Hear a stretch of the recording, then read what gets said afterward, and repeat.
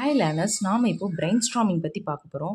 Alex F ஆஸ்பார்ன் அவங்க தான் இந்த பிரெயின் ஸ்ட்ராமிங்கை டெவலப் பண்ணாங்க. ஃபாதர் ஆஃப் பிரெயின் ஸ்ட்ராமிங் அப்படின்னும் அலெக்ஸ் எஃப் ஆஸ்பார்னை சொல்கிறாங்க. இதோட பர்பஸ் என்ன அப்படின்னா, ப்ராப்ளம் சால்விங்கை இம்ப்ரூவ் பண்ணுறது. அதை எப்படி இம்ப்ரூவ் பண்ணுறோம் அப்படின்னா, நியூ சொல்யூஷன் கண்டுபிடிக்கிறோம், இல்லைனா அன்யூஷுவல் சொல்யூஷன் கண்டுபிடிக்கிறோம். ரூல்ஸ் என்னன்னு பார்க்கலாம்.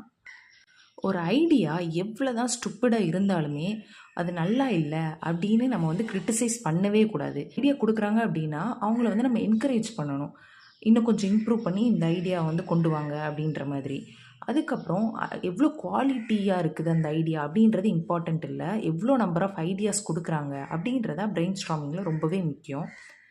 ஐடியா வந்து எவ்வளோ டிஃப்ரெண்ட்டாக இருக்குதோ அதுக்கேற்ற மாதிரி ரொம்ப இம்பார்ட்டன்ஸ் வந்து கிடைக்கும். பிரெயின் ஸ்ட்ராமிங் பொறுத்த வரைக்கும் அது ஒரு குரூப் டெக்னிக் தான். பீப்புள் வந்து குரூப்பாக இருக்கும் மோஸ்ட்ல ஒவ்வொருத்தங்க ஒவ்வொரு ஐடியா வந்து சொல்லுவாங்க.